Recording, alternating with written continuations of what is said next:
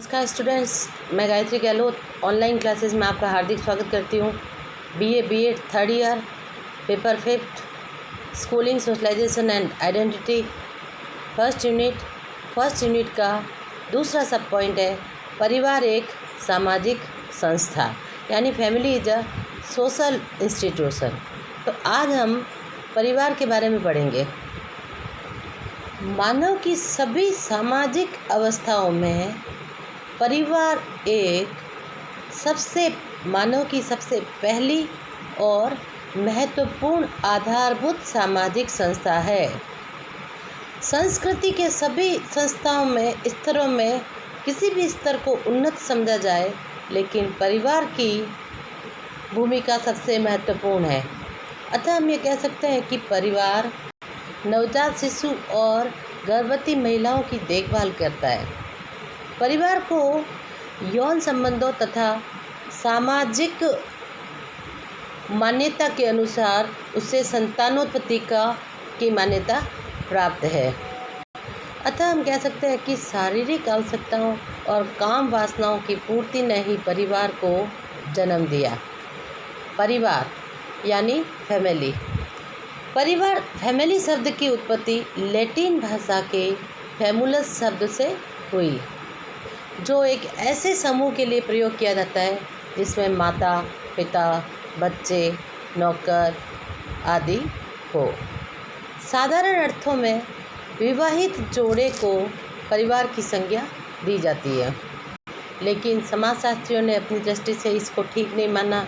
उन्होंने कहा कि परिवार में पति पत्नी के साथ साथ उनके बच्चों का होना जरूरी है, यानी परिवार में माता पिता तथा बच्चे। परिवार पर्याप्त निश्चित यौन संबंध द्वारा परिभाषित एक ऐसा समूह है जिसमें बच्चों के जनन एवं लालन पालन की व्यवस्था करता है।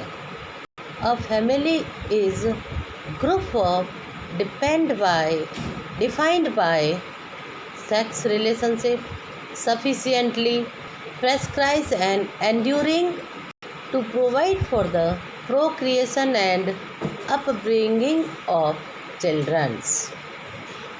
परिवार कम से कम दो या दो से अधिक व्यक्तियों के बीच सामाजिक रूप को परिभाषित करने का संबंध है, जो जन्म से लेकर विवाह या दत्तक ग्रहण की प्रक्रिया से जुड़ा रहता है या संतानोत्पत्ति की प्रक्रिया से जुड़ा रहता है। परिवार पति और पत्नी को संतान रहित या संतान सहित या केवल पुरुष या स्त्री की बच्चों सहित कम या अधिक स्थायी समिति है। यह परिभाषा ऑगबर्न तथा डिमकॉफ की है। मर्डॉक ने परिवार को परिभाषित करते हुए कहा कि परिवार एक ऐसा सामाजिक समूह है जिसके लक्षण सामान्य निवास, आर्थिक सहयोग और नन है। इसमें दो लिंगों के बालिग शामिल है, जिसमें कम से कम दो व्यक्तियों द्वारा यौन संबंध स्वीकृत है। इस प्रकार हम ये कह सकते हैं कि परिवार एक समूह, संस्था तथा एक संघ के रूप में समाज में विद्यमान है। प्रत्येक परिवार के दो पक्ष होते हैं। नंबर 1 संरचनात्मक और तथा दूसरा है प्रकार्यात्मक यानी फंक्शनल। संरचनात्मक दृष्टि से हम देखें तो परिवार की संरचना पति पत्नी तथा बच्चों से मिलकर बनी है, जिसमें 3 बातें विशेष महत्वपूर्ण है। पति पत्नी का संबंध, माता पिता तथा बच्चों का संबंध तथा भाई बहन का संबंध। इस प्रकार परिवार की संरचना होती है। और प्रकार्यात्मक यानी फंक्शनल में परिवार का निर्माण मूल उद्देश्यों की पूर्ति के लिए किया जाता है। इनका उद्देश्य यौन संबंधों की पूर्ति करना, यौन संबंधों के संबंध बनाने के बाद में संतान पैदा करना, उनका लालन पालन करना और उन्हें शिक्षा दीक्षा देकर उन्हें किसी काम या व्यवसाय पर लगाना, और बच्चे का सामाजिकरण करना। सामाजिकरण उनका आर्थिक, सामाजिक तथा मानसिक संरक्षण प्राप्त करना।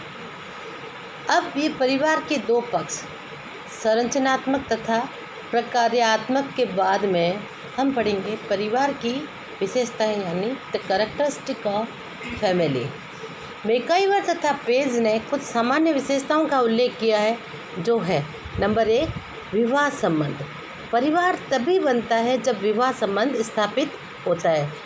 विवाह संबंध स्थापित होने के साथ साथ ही दो युवक युवती यानी एक लड़के और लड़की को पति पत्नी की संज्ञा दी जाती है और उसे साथ साथ रहने का स्वीकृति प्रदान की जाती है। दूसरा है विवाह का एक स्वरूप। प्रत्येक समाज में विवाह का एक निश्चित स्वरूप होता है। वह बहुपत्नी विवाह, बहुपति विवाह अथवा पति पत्नी या एक पति विवाह किसी भी रूप में हो सकता है। हमारे भारतीय समाज में विशेषकर बहुपति या बहुपत्नी विवाह को मान्यता प्रदान नहीं है।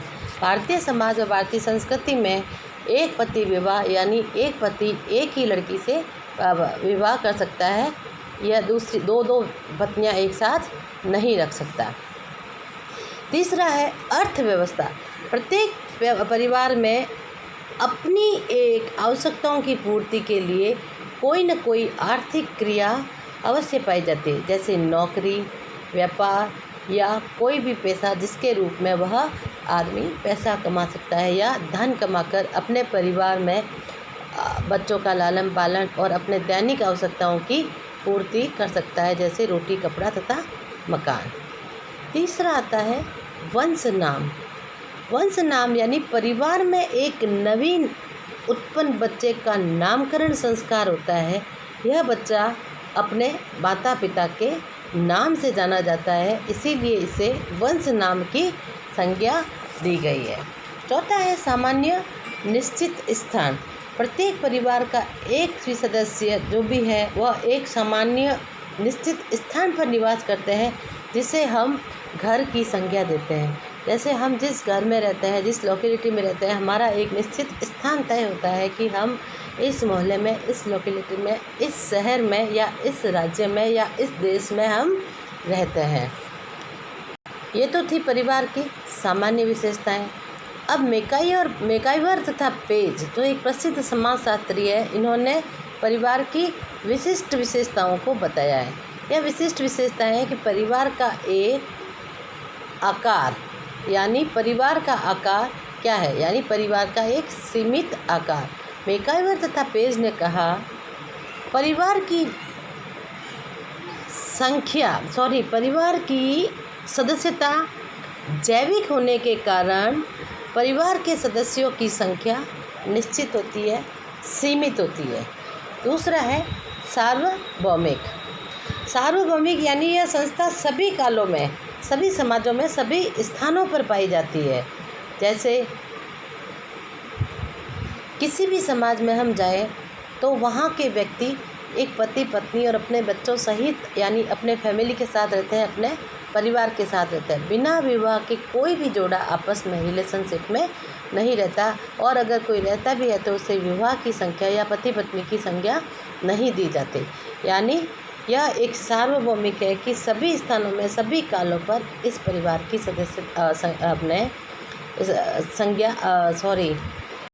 परिवार पाया जाता है। तीसरा है केंद्रीय स्थिति। कई परिवारों से मिलकर वंश, गोत्र, जाति, उपजाति तथा समुदाय बनता है। चौथा है, उन्होंने परिवार की जो विशेषता बताई है मैकाइवर तथा पेज ने, वह है भावात्मक आधार। परिवार के सदस्यों के मध्य भावात्मक संबंध होते हैं जो परिवार को एक दूसरे के प्रति प्रेम, सहानुभूति, सहयोग, सहिष्णुता, बलिदान तथा त्याग की भावनाओं को आपस में बनाए रखने के लिए प्रेरित करता है। नेक्स्ट है रचनात्मक प्रभाव। बच्चा अपने परिवार में रहकर ही एक अच्छी तथा बुरी आदतों को सीखता है, अच्छा तथा बुरे कार्यों को करना सीखता है, एक योग्य तथा अयोग्य व्यक्ति बनना सीखता है। अतः हम कह सकते हैं कि एक व्यक्ति के उचित निर्माण के लिए परिवार का सहयोग सबसे महत्वपूर्ण है। परिवार का ही सबसे बड़ा हाथ होता है, क्योंकि एक बालक जो परिवार में जन्म लेता है, फैमिली में जन्म लेता है, उसका सर्वांगीण विकास जो है परिवार में ही होता है। नेक्स्ट है सदस्यों का उत्तरदायित्व। परिवार के सभी सदस्यों का एक दूसरे के प्रति उत्तरदायित्व के प्रति कर्तव्यनिष्ठ रहना, एक दूसरे की भावनाओं को समझना, उनके भावनाओं को समझ के एक दूसरे सदस्यों के बीच में उनके लालन पालन की व्यवस्था करना, शिशुओं की, बच्चों की, या अपने से छोटों की, अपने से बड़ों की, यह सारे काम जो है परिवार में प्रत्येक व्यक्ति का अपना अपना, प्रत्येक सदस्य का उत्तरदायित्व होता है। नेक्स्ट है सामाजिक नियमन। सामाजिक नियमन में मैं आपको बताऊंगी कि विभिन्न परंपराओं तथा प्रथाओं के द्वारा प्रत्येक व्यक्ति अपने सदस्यों पर नियंत्रण रखता है, समाज की व्यवस्था को बनाए रखता है तथा समाज की व्यवस्था को बनाए रखने के लिए अपना सहयोग प्रदान करता है। और लास्ट जो परिवार की विशिष्ट विशेषता है मिकाईवा तथा पेज ने बताई है, वह है परिवार की अस्थायी तथा स्थायी प्रकृति। यदि हम संस्था के रूप में देखें तो परिवार एक स्थायी संस्था है और काफ़ी प्राचीन समय से यह प्रथा चली आ रही है, लेकिन संघ के रूप में व्यक्तिगत परिवार अपने किसी सदस्य की मृत्यु होने के पश्चात विघटित हो जाते हैं, वो परिवार में ही यह कार्य चालू रहता है। परिवार में रहकर बच्चे का जन्म तथा बुजुर्गों की मृत्यु, यानी जन्म से लगाकर मृत्यु की क्रिया परिवार में चलती रहती है। अब हम नेक्स्ट पॉइंट पढ़ेंगे अपना, परिवार के कार्य। परिवार के क्या कार्य है ये मैं आपको नेक्स्ट बताऊंगी। परिवार के कार्य, क्योंकि परिवार समाज की एक महत्वपूर्ण इकाई है, महत्वपूर्ण संस्था है। परिवार से बच्चा जन्म लेकर समाज में जाता है और उसका सामाजिकरण होता है। क्योंकि परिवार में बच्चा जन्म लेता है, विकसित होकर एक आदर्श नागरिक बनता है। परिवार वह कार्यशाला है जिसमें आदर्श नागरिक गढ़े जाते हैं। जैसे कि रुसेक ने अपने शब्दों में कहा, परिवार व्यक्ति का पालना है, जिसमें परिवार एक ऐसी सामाजिक संस्था है जो मानव के जीवन में सर्वाधिक महत्वपूर्ण भूमिका निभाती है। यह बालक को एक सामाजिक सीख देती है। परिवार सीखने की प्रथम पाठशाला होती है। परिवार का एक छोटा सा जो सामाजिक समूह होता है, वह बालक के सामाजिक मूल्यों, उनके आदर्शों तथा उनके रीति रिवाजों के प्रति उसमें लगाव उत्पन्न करता है तथा प्रत्येक बालक को नियंत्रित और सामाजिक बनाकर उसकी भूमिका निभाता है। सबसे पहले परिवार का कार्य होता है प्राणी शास्त्रीय कार्य। प्राणी शास्त्रीय कार्य में सबसे पहला आता है यौन इच्छाओं की पूर्ति। यह यौन इच्छाओं की पूर्ति परिवार का महत्वपूर्ण तथा प्रमुख कार्य है। परिवार विवाह संस्था के माध्यम से युवक तथा युवतियों को दाम्पत्य सूत्र में बांधकर उनकी यौन इच्छाओं को संतुष्ट करने का अवसर जुटाता है तथा बिना वैवाहिक सूत्र में बंधे समाज यौन संबंधों को मान्यता नहीं देता है। इस प्रकार यौन आवश्यकताओं की पूर्ति को कराने में परिवार का कार्य सबसे महत्वपूर्ण होता है। दूसरा होता है संतानोत्पत्ति का। संतान को जन्म देना परिवार का दूसरा महत्वपूर्ण प्राणी शास्त्रीय कार्य है। जब व्यक्ति वैवाहिक जीवन में बंधकर अपनी यौन क्रियाओं के माध्यम से बच्चे को संतान को जन्म देता है, इस प्रकार समाज को ऐसी संतान को समाज वैध मानता है तथा वैवाहिक संस्था का प्रमुख लक्षण संतानोत्पत्ति है। तीसरा है फिजिकल वर्क, यानी सामाजिक कार्य। परिवार का दूसरा कार्य है शारीरिक कार्य, यानी फिजिकल फंक्शन। इसमें क्या होता है, सबसे पहला पॉइंट आएगा शारीरिक सुरक्षा। परिवार का महत्वपूर्ण कार्य परिवार के सदस्यों की शारीरिक सुरक्षा प्रदान करना। परिवार दुर्घटना में अंग भंग होने व गंभीर रूप से बीमार होने पर उनकी सेवा करता है। वह अपाहिजों, गर्भवती स्त्रियों की देखभाल करता है, छोटे तथा अबोध बालकों के लालन पालन का कार्य करता है और उन्हें शारीरिक सुरक्षा प्रदान करता है। नेक्स्ट है बच्चों का लालन पालन। यानी शारीरिक सुरक्षा के बाद में परिवार ही एक ऐसी मात्र संस्था है जिसमें बच्चों का लालन पालन किया जाता है। जैसे नवजात शिशु मांस का एक महज लौथड़ा होता है जो शारीरिक दृष्टि से असहाय होता है। परिवार उसका लालन पालन कर उसे समाज और उसके आवश्यक उपयोगी समाज का एक आवश्यक उपयोगी अंग बनाता है और बालक के लालन पालन की भूमिका परिवार की दृष्टि से सबसे महत्वपूर्ण है। फिर है नेक्स्ट तीसरा कार्य शिक्षण कार्य। परिवार को नागरिकता की प्रथम पाठशाला कहा गया है। नवजात शिशु को सीखने का कार्य, उसे एक आदर्श नागरिक बनाना, परिवार द्वारा प्रदत्त शिक्षाएं व्यक्ति के जीवन पर मार्गदर्शन करने का कार्य करती है। आदिम युग में ही परिवार जो है शिक्षण संस्थाओं का कार्य करते थे। पहले वैदिक काल में गुरुकुल में शिक्षा दी जाती थी। अब परिवार में जब बच्चा जन्म लेता है तो परिवार में बच्चे को एक अच्छे स्कूलों में भेजा जाता है। परिवार बच्चे को प्रेम, त्याग, बलिदान, सहानुभूति तथा कर्तव्य परायणता का पाठ पढ़ाकर उसे भावी जीवन के लिए प्रशिक्षित करता है।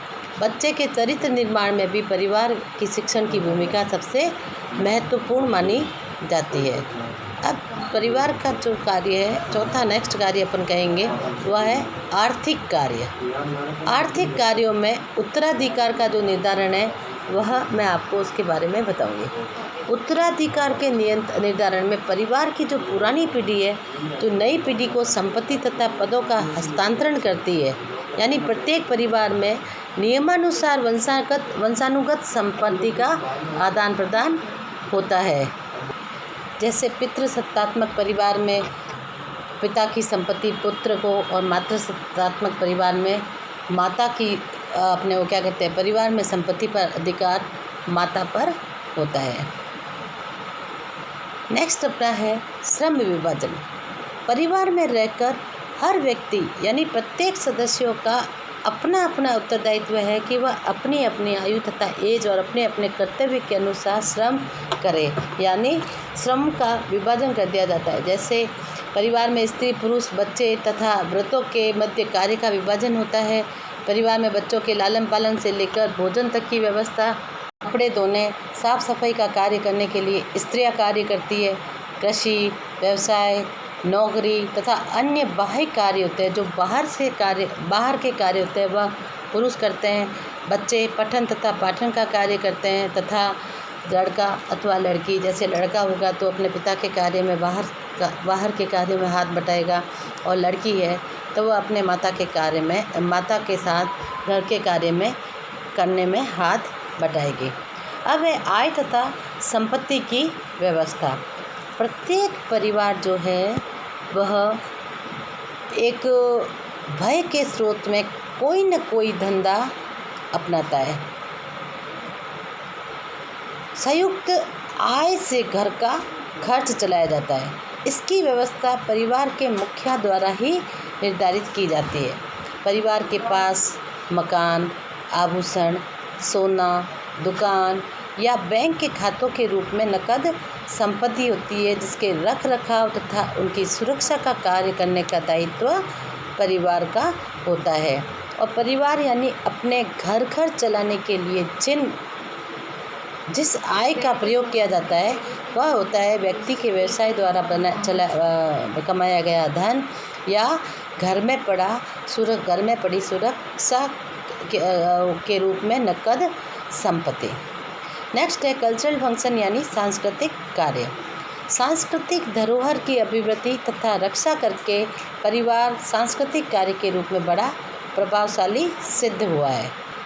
परिवार के सदस्य ही पुराने जो सांस्कृतिक प्रतिमान हैं, पुरानी संस्कृति के प्रतिमानों को हस्तांतरित करने में अपनी भूमिका निभाते हैं। जैसे परिवार के व्रत होते हैं वो अपने आने वाली पीढ़ी को या अपने परिवार में जन्मे नए बच्चों को अपनी संस्कृति का हस्तांतरण करते हैं, क्योंकि संस्कृति ही व्यक्ति की जीवन शैली को ढालने का सूचक है, द्योतक है, कार्य करती है। संस्कृति ही व्यक्ति के जीवन शैली को ढालने का कार्य करती है। जैसे कि हमने पुरानी संस्कृति को त्यागा ये नहीं कह सकते हमने नई संस्कृति को अपनाया है, लेकिन आज भी हमने पुरानी संस्कृति की चादर को ओढ़ के रखा है, उससे पूर्ण रूप से नहीं त्यागा है। हमारे परिवार में हमारे जो परंपरागत रीति रिवाज, रूढ़ियाँ, परंपरागत जो कार्य है आज भी हमारे समाज में किए जाते हैं, हमारे परिवारों में किए जाते हैं, उन्हें हम पूरी रूप से त्याग नहीं कर सकते। उन्हीं परंपरागत रीति रिवाजों को, परंपरागत संस्कृति को अपनाते हुए हम नेक्स्ट आगे के नए कार्य करते आ रहे हैं। तो यानी संस्कृति के प्रतिमान जो हमारी परिवार के सदस्य हस्तांतरित करते हैं, उन्हें सिखाने का जो कार्य है वह हमारे वृद्ध या बड़े लोग ही परिवार के हमें सिखाते हैं। नेक्स्ट है सामाजिकरण का कार्य। परिवार सामाजिकरण के अभिकरण के रूप में भूमिका निभाता है। परिवार बच्चे का सामाजिकरण कर उसे समाज के अनुकूल बनाता है। जब बच्चा परिवार से निकलकर समाज में जाता है तो समाज में कई सदस्यों के साथ अंतःक्रिया करता है, यानी इंटरेक्शन बच्चे का समाज के सदस्यों के साथ होता है, जिसमें बच्चा भाषा, संस्कृति, परंपरा, रूढ़ियाँ, उनके रीति रिवाज, समाज के अनुरूप व्यवहार करने और ज्ञान, ये सारा ज्ञान परिवार से ही वह ग्रहण करता है। परिवार ही सदस्यों के ज्ञान को बच्चे के ज्ञान में अभिवृद्धि का कार्य करता है।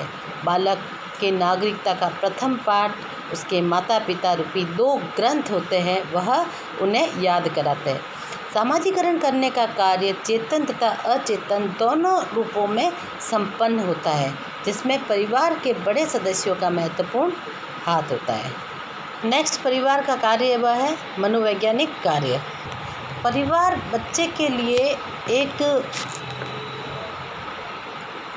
उसकी मानसिक शांति के लिए, यानी मनोवैज्ञानिक दृष्टि से हम कह सकते हैं कि उसे मानसिक सुरक्षा प्रदान करता है।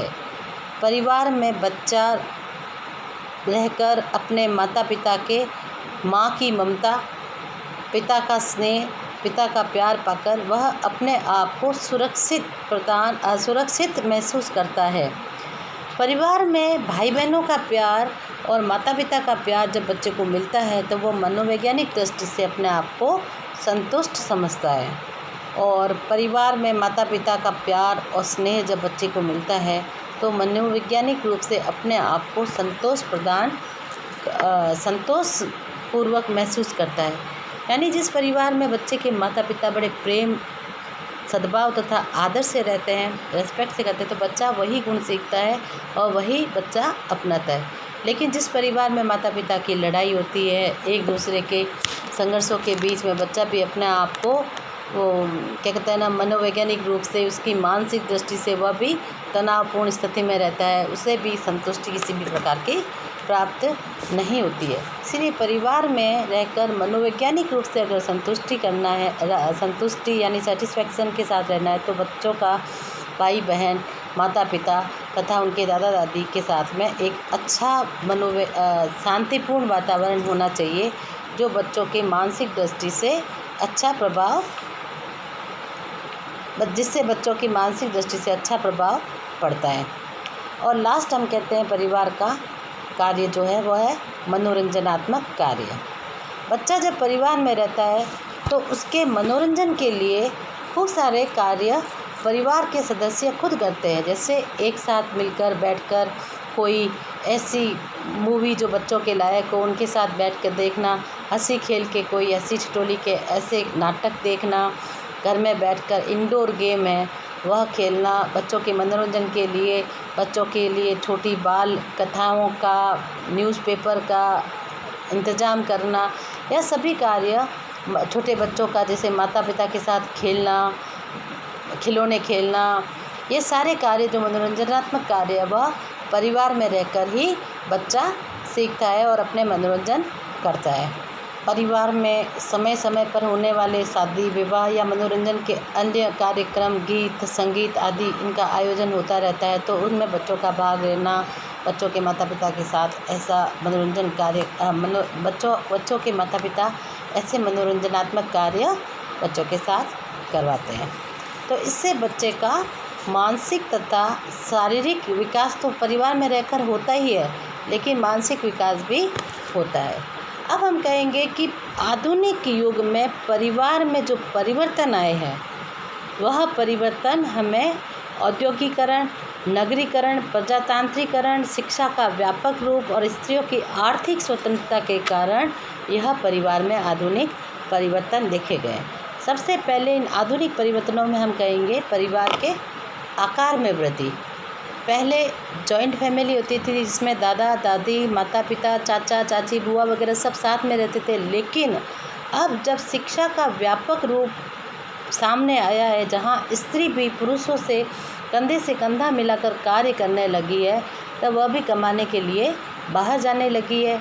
ऐसे में परिवार के आकार में वृद्धि नहीं, कमी आई, जिसमें संयुक्त परिवार टूटकर एकल परिवार के रूप में हो गए, जिसमें माता पिता खुद और उनके बच्चे, यानी माता पिता और बच्चों के सिवा कोई परिवार में नहीं, एकल परिवार के रूप में परिवर्तित हो गए। परिवार का आकार छोटा होने लगा, जिसमें परिवार में पति पत्नी तथा उनके अविवाहित बच्चे रहते हैं, और इससे क्या होता है, परिवार के आकार में परिवर्तन आने से परिवार में बच्चों को भी असुरक्षा का सामना करना पड़ता है। अब आता है परिवार के संबंधों में परिवर्तन। पहले जो भावात्मक रूप से बच्चों के परिवार संबंधों में जो प्रगाढ़ता थी, वह अब संयुक्त परिवार टूटने के बाद में नहीं है। पहले बच्चे अपने आप को इतना सुरक्षित महसूस करते थे कि वह अपने दादा दादी के साथ घर बैठे अनजाने में ही बहुत कुछ सीख जाते थे, लेकिन आधुनिक युग में जब परिवार में परिवर्तन हुआ, बच्चे के माता पिता कमाने के लिए दोनों बाहर आर्थिक रूप से स्वतंत्र होने के लिए स्वतंत्रता के लिए बाहर कमाने के लिए गए, तो बच्चा घर में अपने आप को असहाय महसूस करता है। जिस बच्चे का लालन पालन उसके माता पिता के साथ साथ उसके दादा दादी तथा चाचा चाची या घर के कोई बड़े करते थे, वह बच्चे का पीछे जो है बच्चे का ध्यान उसके लालन पालन के लिए बच्चे के लिए किसी आया की व्यवस्था कर दी जाती है। अब आया की देखभाल और एक दादा दादी के देखभाल में रात और दिन का फ़र्क होता है, इसलिए क्या है, बच्चों को संबंधों में बहुत ही भावात्मक संबंधों में बहुत ही परिवर्तन आया। बच्चा अपने आप को असहाय महसूस करने लगा और भावात्मक संबंधों में वह अपने संबंधों को भी नहीं जान पाता है कि बुआ कौन होती है, चाचा चाची, उनके साथ हमारा दादा दादी के साथ क्या रिश्ता है, क्या प्रेम है, क्या उनके साथ सम्मान भाव से हमें किस तरीके से रेस्पेक्ट करना चाहिए। ये सब परिवार में आकार में परिवर्तन होने से बच्चे भूलते जा रहे हैं। अब है पारिवारिक सत्ता में परिवर्तन। पहले परिवार की देखभाल करने के लिए घर का बड़ा मुखिया, जैसे दादा अगर मौजूद है तो दादा और या उसके पिता। अब परिवार की सत्ता में परिवर्तन इसलिए आया क्योंकि दोनों एक जैसे एक समान कमाते हैं, तो पति पत्नी अपना समान अधिकार रखते हैं। वर्तमान युग जो प्रजातांत्रिक युग है, इसमें परिवार के प्रजातांत्रिक युग होने से पहले जो परिवार के मुखिया में जो सर्वोत्तम शक्ति थी, उसके आदेशों का पालन परिवार के सारे सदस्य एक साथ करते थे। अब अपना जो परिवार घर का जो बड़ा है, उसके आदेश का पालन जो करने में जो पहले अपना धर्म समझते थे, आजकल आयु में महत्वता इसकी कम हो गई है। वैयक्तिक योग्यता को ज़्यादा महत्व मिलने लगा है। इस कारण कर्ता को पिता की शक्ति में परिवर्तन हो गया। वर्तमान समय में परिवार में सभी सदस्यों का विचार अपने अपने ध्यान अपने अपने पद के अनुसार वह खुद अपने आप को महत्व देते हैं। नेक्स्ट जो परिवार में परिवर्तन आया वह है नारी शक्ति तथा नारी की परिस्थिति में परिवर्तन।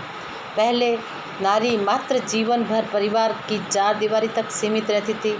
उसका दायरा परिवार में ही सिमटा रहता था। घर का कार्य करने के बाद में वह बच्चों का देख रेख उसका लालन पालन करती थी, लेकिन आर्थिक रूप से स्वतंत्र होने के कारण, आत्मनिर्भर होने के कारण उसे पुरुषों पर निर्भर नहीं रहना पड़ता। आज उसे सभी क्षेत्रों में समान अधिकार प्राप्त है। वर्तमान समय में पत्नी एक दासी नहीं बल्कि पति की सहयोगी तथा एक मित्र के रूप में हर क्षेत्र में कार्य कर रही है। नेक्स्ट है सामाजिक तथा सांस्कृतिक कार्यों में परिवर्तन। वर्तमान युग परिवर्तन का युग है, इसीलिए इस परिवर्तन के युग में समाज के हर क्षेत्र में परिवर्तन देखने के लिए मिल रहा है। इन परिवर्तनों में परिवार के नए नवीन मूल्य तथा आदर्शों के कारण परिवार में भी यह आदर्श और मूल्य, नैतिक मूल्य जो पहले थे, अब ये परिवर्तनों के कारण परिवार को भी प्रभावित करते हैं। अब है नेक्स्ट, धार्मिक कार्यों में परिवर्तन।